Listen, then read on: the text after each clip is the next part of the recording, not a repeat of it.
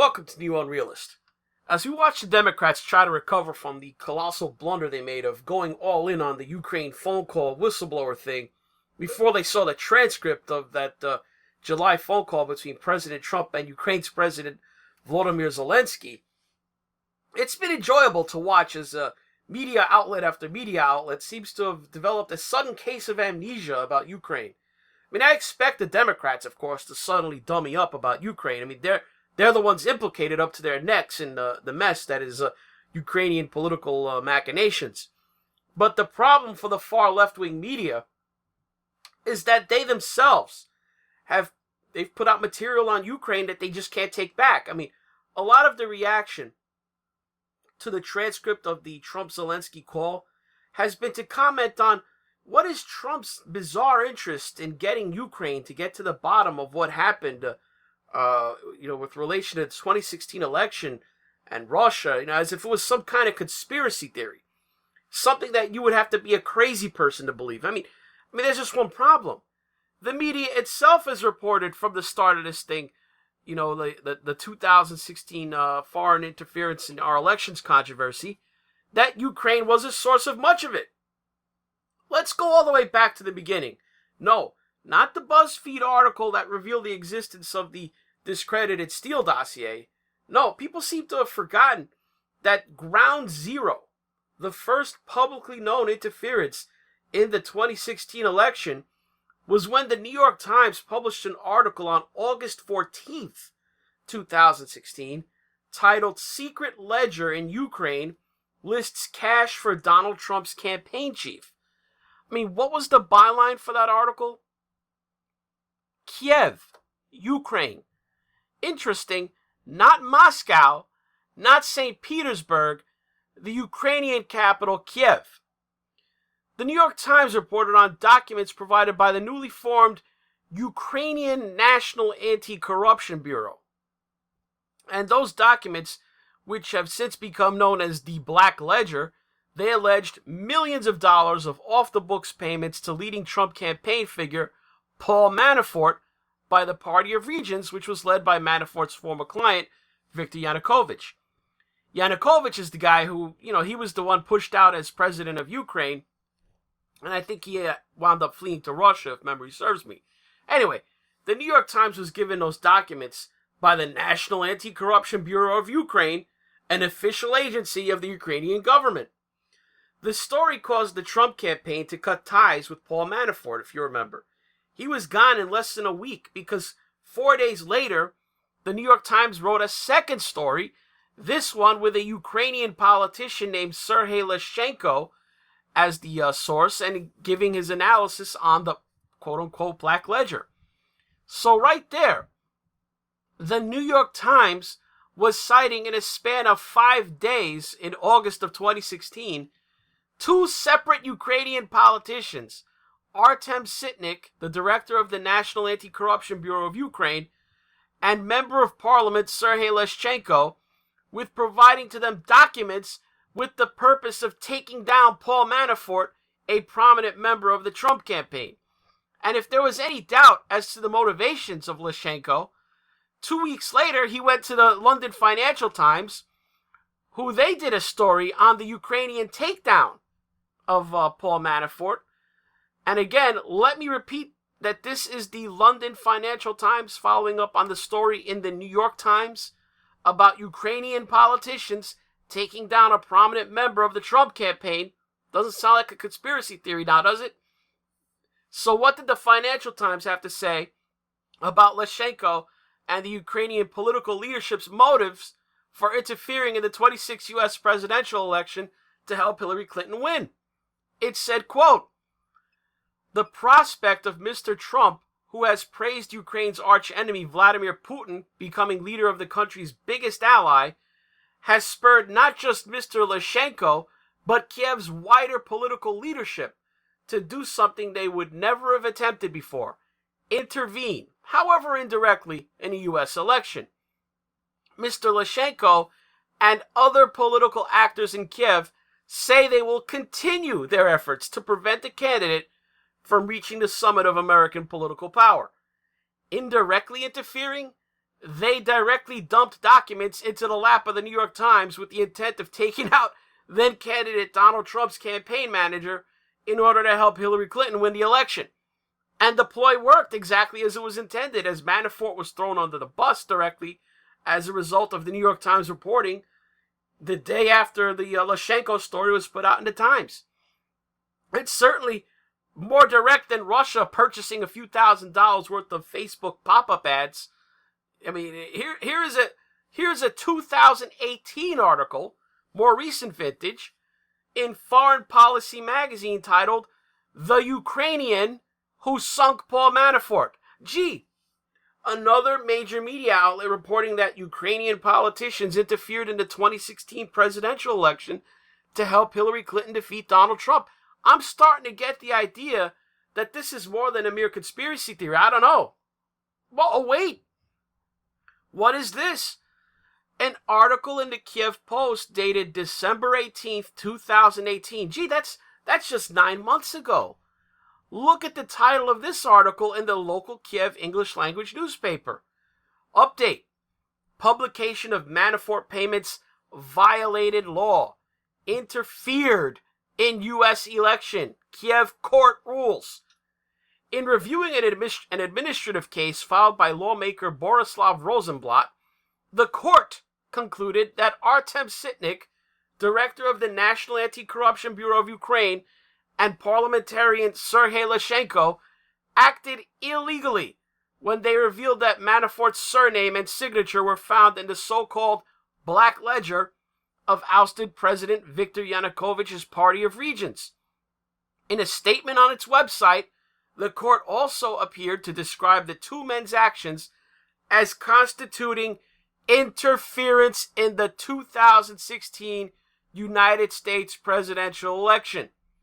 The release of information about the Black Ledger, which was part of a pre-trial investigation, led to interference in the electoral processes of the United States in 2016 and harmed the interest of Ukraine as a state, the court's press service wrote. The court also declared that Leshchenko acted illegally and termed his actions interference in the external politics of Ukraine by spreading the above-mentioned information about Paul Manafort. So let me get this straight. Not only is this Ukrainian election interference by members of the Ukrainian government with the 2016 presidential election on behalf of Hillary Clinton reported in multiple mainstream news outlets that are not friendly to Donald Trump, Artem Sitnik and Sergei Leshchenko were convicted by the Ukrainian Kiev District Court of illegally interfering in the 2016 U.S. presidential election. Wow! Trump must be crazy to think that Ukrainian government officials might be his political enemies and acted to hurt him personally, but more importantly, interfere in the U.S. elections. I mean, all these media reports and the conviction of two Ukrainian politicians in the Kiev District Court, I mean, that's nothing to draw conclusions over, I guess. I mean, that must be some Alex Jones level thinking. Anyway, even if that is true, it's not as if there was any collusion between the Ukrainian government and Democrats here in the United States, right? I mean, some rogue Ukrainian politicians did something. So what, right? Oh boy, wait a minute. Politico, January 11th, 2017. Ukrainian efforts to sabotage Trump backfire. Kiev officials are scrambling to make amends with the president-elect after quietly working to boost Clinton. Whoa! The notorious Trump-hating rag Politico published a story about Ukrainian efforts to sabotage Trump backfiring. Notice they say quietly working to boost Clinton, which you'll soon see is nonsense. There was nothing quiet about it at all. Nevertheless, before going into the story, this is now the New York Times, the London Financial Times, and now Politico, whose articles I've cited, with Ukrainian political interference in the 2016 election as the subject. Hell, it's in the headlines. This is not a story about the convicted election interferers Artem Sitnik and Sergei Leshchenko. No, the bulk of this story is the story of Politico's investigation into other Ukrainian government officials who tried to help Hillary Clinton beat Donald Trump by helping the DNC do opposition research on Trump and his advisors. Enter paid DNC operative Alexandra Chalupa. Alexandra Chalupa worked for the Clintons in the White House during the Clinton administration. Since then, she's become first a staffer for the Democrat National Committee and then a consultant.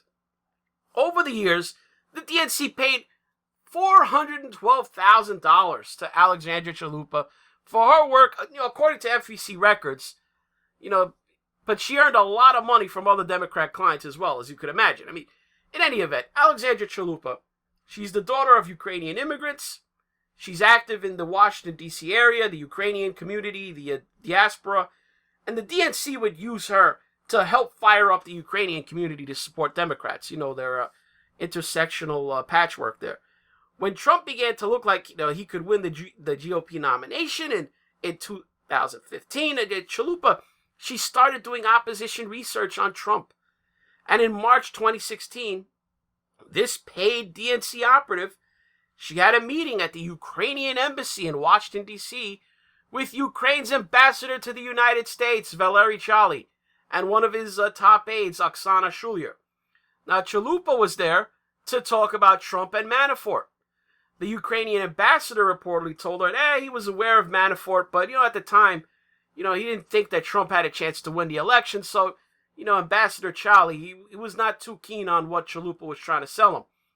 But 4 days later, after Chalupa met with that Ukrainian ambassador, Manafort was hired officially by the Trump campaign, and then all of a sudden, the DNC wanted to get everything they could on Manafort's Ukrainian dealings. So they made sure that they got Alexandra Chalupa, they got her into the DNC headquarters the very next day to brief them on what she dug up on Manafort, Trump, and any connections with Ukraine and Russia and all that. So remember, this is March, and already the Democrats were trying to work a Russia angle against Trump. It's just interesting to note that.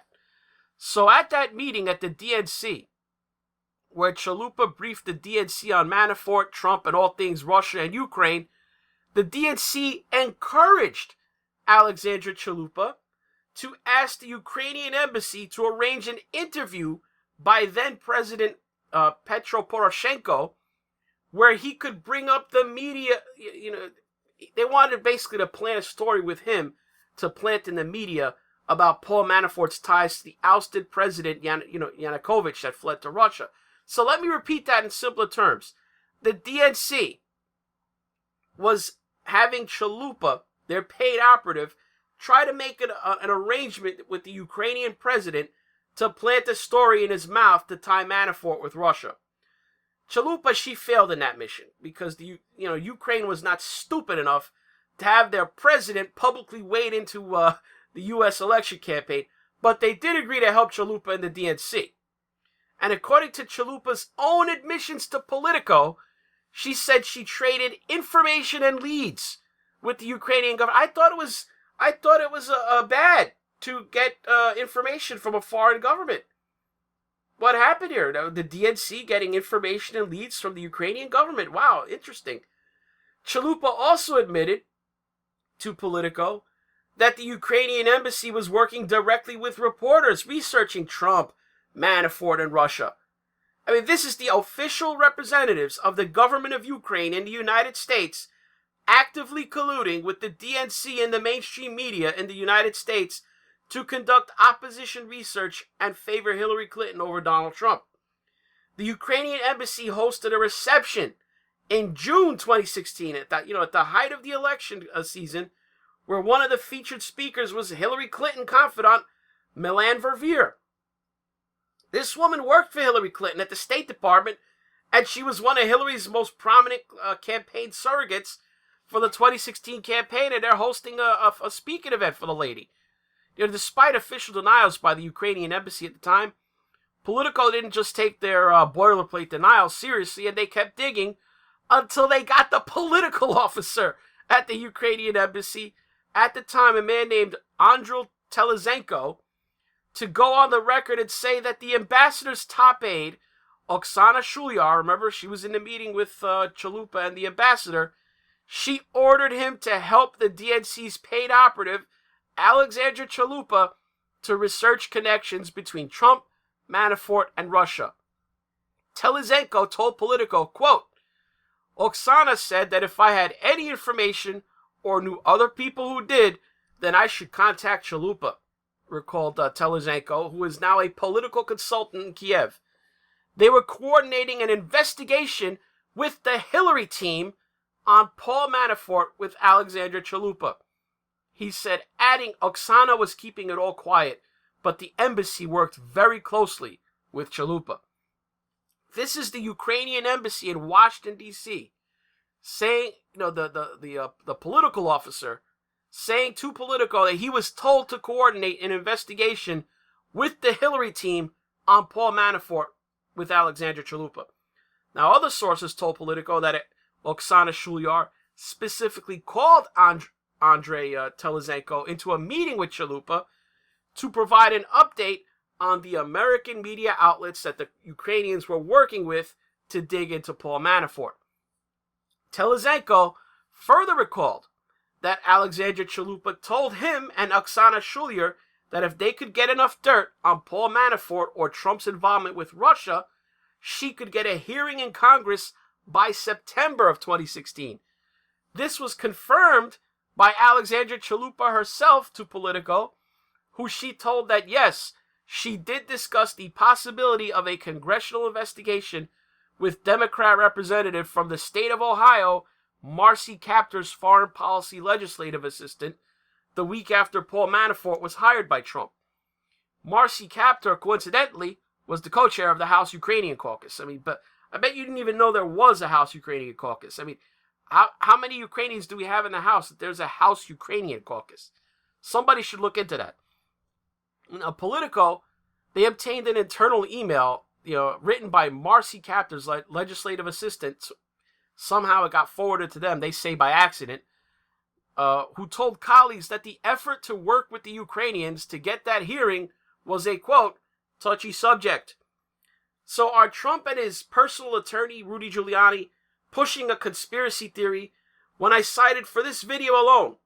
There are more stories and reports that are out there, but I made sure to use unambiguously left-leaning mainstream outlets. I cited the New York Times, the London Financial Times, and Politico, not Fox News, Breitbart, and the Daily Wire. New York Times, London Financial Times, and Politico all doing extensive reporting on the fact of Ukrainian government officials and politicians engaging in direct interference in the U.S. elections in favor of Hillary Clinton against Donald Trump. In coordination with the DNC, remember, because the DNC essentially went broke in 2016, the DNC was fully taken over by the Hillary Clinton campaign when they agreed to give them a financial bailout and lifeline. Essentially, the DNC became a fully owned and operated appendage of the Clinton campaign. Didn't they stick Donna Brazile in charge of the operation? And all major decisions of the DNC were made at the Clinton campaign headquarters in Brooklyn, not the DNC in Washington. So the Ukrainian embassy was coordinating with the Clinton team to dig up dirt on Trump and members of the Trump campaign. And then we fast forward to today. Remember, Manafort got taken off the board, but you'd be mistaken if you thought Manafort was the only shady character operating in the corrupt Ukrainian political scene. Remember, Manafort's partner in crime was the Podesta Group. Yes, those pesky friends of Hillary and Bill, the Podesta brothers. But the Podestas, they're old news now. They long since disassociated themselves from Ukraine. No, the real players in Ukraine in recent years, since 2014, have been Hunter Biden and his colleagues. Hunter Biden, as much as the Dems are trying to absolve Joe Biden with the firing of Prosecutor General Victor Shokin by threatening to withhold that $1 billion in aid, even if you buy that line of bull, you can't spin what Hunter Biden is up to in Ukraine. He was more or less working for the Bernie Madoff of Ukraine. The Ukrainian oligarch Mykola Zlochevsky and his company Burisma Holdings. Burisma was the poster child of Ukrainian corruption. Not only was Hunter Biden personally getting $50,000 a month to sit on the board of Burisma His own firm was getting payments of $166,000 a month, in addition to basically getting Burisma and Zlochevsky out of legal trouble. That's what they were getting paid for. I mean, this Blue Star was strategists. It's a bunch of former Clintonistas, Clinton lawyers. They were put on retainer to get this crooked oligarch out of legal trouble and clean up his company's image. Whatever Joe Biden's motives were for threatening Ukraine by withholding that $1 billion aid package, it's what directly caused the Prosecutor General Viktor Shokin to be fired. That's beyond doubt. He says so in this affidavit for an unrelated case against another Ukrainian oligarch named Dmitry Firtash in an Austrian court, because this guy had to flee Ukraine. He says that he was told in no uncertain terms, this is Viktor Shokin, that he had to resign or Joe Biden would not give Ukraine the $1 billion in aid that it desperately needed. Shokin said in his affidavit, under penalty of perjury, though to be fair, that's not much of a threat. He doesn't live in Austria. The circumstances of my dismissal were that I tendered my resignation to the Rada at the request of President Poroshenko. Poroshenko asked me to resign due to pressure from the U.S. presidential administration, in particular from Joe Biden, who was the U.S. vice president. Biden threatened to withhold $1 billion in subsidies to Ukraine until I was removed from office, etc., etc., etc. This affidavit from Shokin was signed September 4th, 2019, long before Biden's doings in Ukraine became an issue in the current context, and it was entered into a court case in Austria that Viktor Shokin could never have foreseen ever seeing the light of day, so he had no reason to lie in a court in a country he neither lives in or has business or reason to travel to outside of Ukraine, in a proceeding of little note outside of Ukraine, let alone in U.S. domestic politics. The only reason Shokin was fired was that the Biden aid threat over the $1 billion. But let's just say that Viktor Shokin, he's the worst liar who ever lived, and you don't believe him. He was crooked and he was corrupt. Why was it so important that he in particular be fired? All the corrupt officials in Ukraine, why this one guy? How was firing Shokin somehow so important that was the basis of blocking or unblocking the prosecution of Burisma and the crooked oligarch Zlochevsky, which was the main issue of corrupt. When you're talking about corruption in Ukraine at that time, when Biden was bragging that he got the guy fired, that was it, Burisma. So, that was the main issue of corruption that was being cited for why this Viktor Shokin had to go. So Shokin gets thrown under the bus. And what happens to the case against Burisma? Did it get prosecuted? No, it went away. It got closed. Does that make any sense? Biden got what he demanded. This was the big deal. You're not going to get the $1 billion, remember? The personal incarnation of the roadblock to reform and draining the swamp in Ukraine. The man singularly responsible for slow-walking the case against this larcenous oligarch who looted the Ukrainian people's money, stashed it in London banks, and then when the case in London against him got tossed on a technicality, moved the $23 million out of his unfrozen London bank accounts to the financial black hole of Cyprus where dirty Russian and Ukrainian money goes to hide. Why, after Shokin was forced to resign, did the case against Burisma get forgotten, buried? Zlochevsky, who was in exile, remember, the oligarch that Hunter Biden was working for and taking money from, he couldn't even go home. He was essentially a fugitive on the lam. But Shokin was fired and he was able to come home in 2018 due to the efforts of Hunter Biden's Blue Star Group. Blue Star Strategists. Let me give the accurate name. Now, since then, Ukrainian prosecutors, upset at all this corruption and, this guy getting off, they've been trying to send their information to the Department of Justice in the United States since 2018. Officials in both Poroshenko's government and now the new president Zelensky's office, since summer of 2018, they've been trying to get the U.S. Attorney's Office in New York to meet with them. And they say they were thwarted by the U.S. Embassy in Kiev. They wouldn't issue them the visas in time to visit the United States. They had a change of government, remember, so there's probably new people involved. So they hired a U.S.-based attorney to hand-deliver the evidence of wrongdoing that they've accumulated. They wanted to hand it to the U.S. Attorney's Office in New York, but they couldn't. The U.S.-based attorney couldn't even get a response. And the evidence that they have, according to the attorney that they hired here in the United States, implicates the DNC in pressuring Ukraine to meddle in the 2016 election and Joe Biden's son, Hunter Biden's illicit money-making in Ukraine, while his father, Joe Biden, was in charge of the U.S.-Ukrainian relations. Now, this is not some nobody ambulance chaser. Apparently, the lawyer that Ukraine hired is a former United States attorney.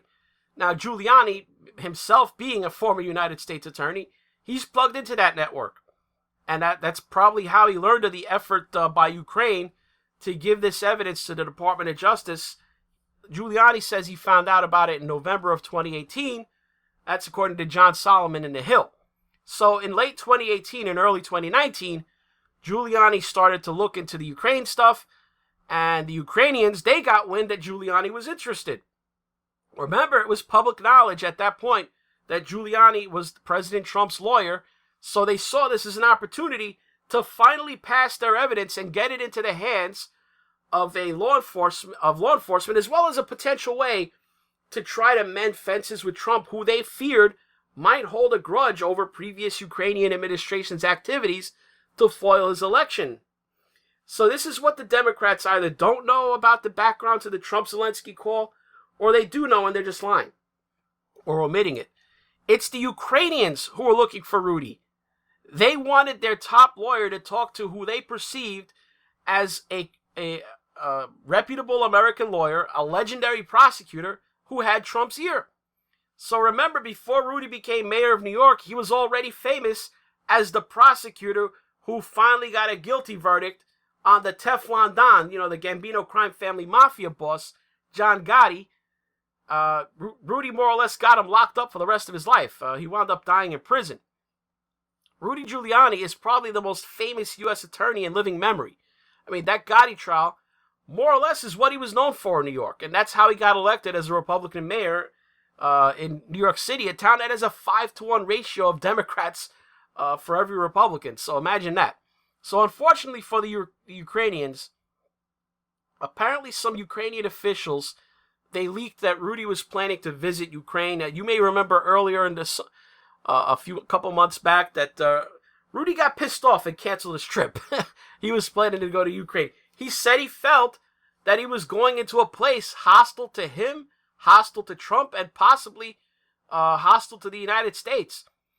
And that might be partially accurate, because remember that guy that I mentioned earlier in this video, who gave the New York Times the dirt on Manafort, Sergei Leshchenko? He used to be an advisor to the new President Zelensky. And he clearly does not like Trump. He's the man who did the most to injure Trump for Hillary in the 2016 election. So note that Leshchenko, he was let go as an advisor by Zelensky. And I suspect it might have been this episode where Rudy Giuliani, in his angry tirade, he basically named Leshchenko as Trump's enemy. I doubt Zelensky wanted to be seen as taking advice from this overtly anti-Trump politician who may have been one of the people leaking to the media, probably was him, that was leaking to the media that Rudy planned to go to Ukraine, and it caused Rudy to cancel his trip. Zelensky and the Ukrainians, they're looking for Rudy's help. It's not Trump pressuring Ukraine to investigate Biden or 2016. The Ukrainians have been trying to connect with Rudy for months. That's why Zelensky is the one who first brought up Rudy Giuliani in the call. It's funny how the news never mentions that. Zelensky was the one who was happy that his lawyers finally had a conversation with Rudy Giuliani about these cases that the Ukrainians have been trying to move forward since summer of 2018. I mean, I will personally tell you that one of my assistants spoke with Mr. Giuliani just recently, and we are hoping very much that Mr. Giuliani will be able to travel to Ukraine, and we will meet once he comes to Ukraine. I just wanted to assure you once again that you have nobody but friends around us.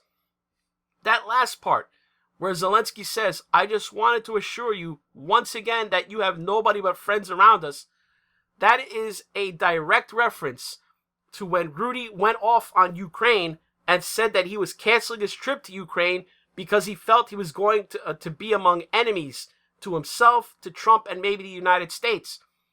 Ukraine was afraid that the canceled Rudy trip was seen as a diplomatic slight against him and Trump, and he's clearly telling Trump there that he had no enemies in his administration.